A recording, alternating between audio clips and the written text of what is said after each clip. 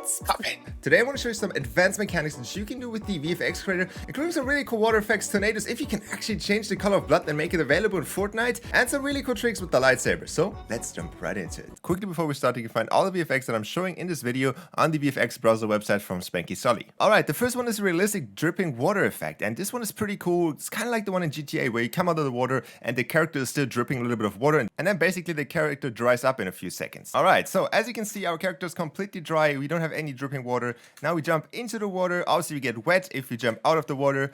We have the dripping effect. It lasts for a few seconds and then it gets disabled and we dry again. This is a very unique effect and it is super simple to make. And all you need for this is the VFX creator, obviously. You need a trigger device and you need the water device. We're going to start out with the water first since it's the simplest one. You just place the water wherever you want and however you want it. It doesn't really matter. But the important thing here is that you're going to have two channels on player entering and on player leaving. Obviously, on entering will apply the effect, and on leaving will obviously make the effect disappear. But we cannot make it disappear immediately because that would not look realistic. And this is where the trigger comes in play. All you basically need to do in the trigger device is have three settings changed. The first one is the delay. This is how long the effect stays on the character. So for example, I want the effect to stay 5 seconds on the character. And then basically we're going to have two channels. The first one is the same channel as when we leave the water. So basically the device gets triggered, has a 5-second delay, and then triggers on channel 3. And on channel 3 you can see in the VFX spawner that we're going to remove the effect. This is a very simple concept on how you can make stuff disappear over time when using just a trigger device and obviously the device that is like the water device or the mutator zone. For the settings in the VFX spawner, you hopefully see them on the screen right now, and you can also, as already said, find them on the VFX website from Spanky Sully. Alright, the next effect on the list is a Rick's Portalgun, and this one is also super simple to create, and we can also use a device which almost looks like the actual Portalgun in the game, so we can get really close to creating the actual Portalgun with the portals to it. It is super cool. You can even walk through these portals, and then you can also close them afterwards. To create this portal, all the settings should be on the screen right now, but you need two little more things, and that's an actual portal so we can actually teleport, and we also need the single remote manager to get the Portalgun. For the teleporter, you don't have to change much. Basically, place the teleporter at the two locations where you want to teleport from, and then make sure obviously all the visuals are off.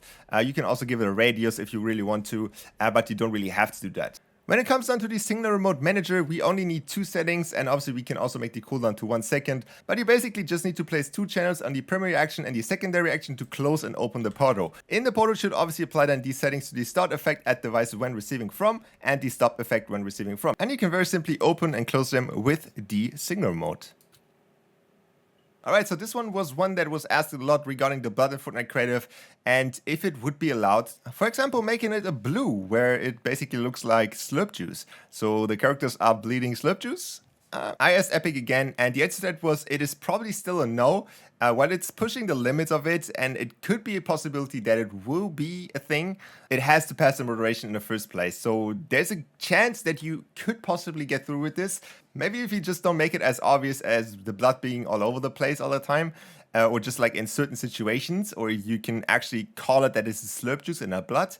But overall, there's still a big chance that you still get rejected if you use some kind of blood in Fortnite Creative. Alright, so the next one is a pretty cool tornado which I found on the VFX website, which is made by Rubo. And I think this one is a really good one already. Like, you don't really have to do much, like, especially in the background, this will look amazing. You, for example, could spice it up with a little fountain, which kind of shoots you up, kind of like an actual, like, tornado would do, like in most video games they do.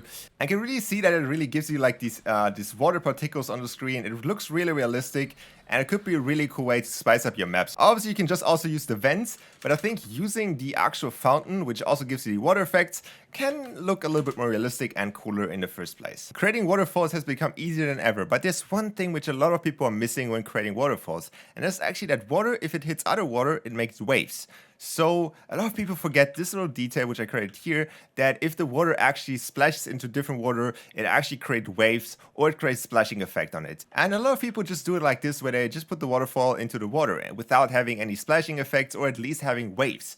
One very simple way in how you can create waves is using the particle. You can see there's almost an ancient group of things in this game which people used a lot back in the days, but since we have VFX effects, VFX creator, people tend to use them less and less. By the way, you can find them under the name Spooky Particle Gallery. They're very customizable as well. This one is the original one, and this is the one that I created for the waves here, and basically you don't have to change a lot of settings, right? There's not a lot of settings like in the VFX creator, but you can change, for example, the smoke tilting to 2x, change it to ripple, and also make it very fast. You can even change the color even though it has still the old color system, and you can create easy effects that really can make your waterfall stand out. And for the last one, I have a really cool way in how you can pull out a lightsaber in Fortnite Creative, and this is how it looks. And you can see it kind of looks pretty cool. It doesn't look as clunky as before. You don't have to step on any triggers. It really looks like the lightsaber is coming out of your pickaxe. And I think it's a pretty cool way. It's a very unique way. But if you find a situation how you can make this work, this is a really cool way in how to make custom lightsabers in your maps. And all you need for this is the single remote manager with the remote in it. This time you can use whatever remote you want. Same settings in here. Use one for applying and one for removing the effect. And then we also need the class designer and class selector. In the first class designer, you want to have a class which basically allows you to have a pickaxe again. So basically the only setting that you need is start with pickaxe. You want the pickaxe from start to disabled so you can actually pull out the pickaxe and the lightsaber at the same time. And then you also want the class selector, which then enables on a channel. You basically only make sure that it's the same class here. And if you want to remove the lightsaber, all you have to do is put a class selector with no class in it and then change on player when you press the other button of the device.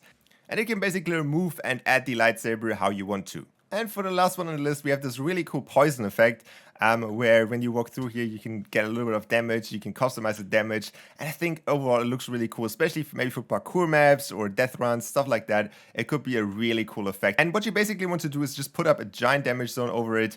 You can make it a little bit closer, so it's a little bit smaller of a hitbox here. But in the damage zone, you can basically just have some tick rate on 1 and then have some custom damage settings.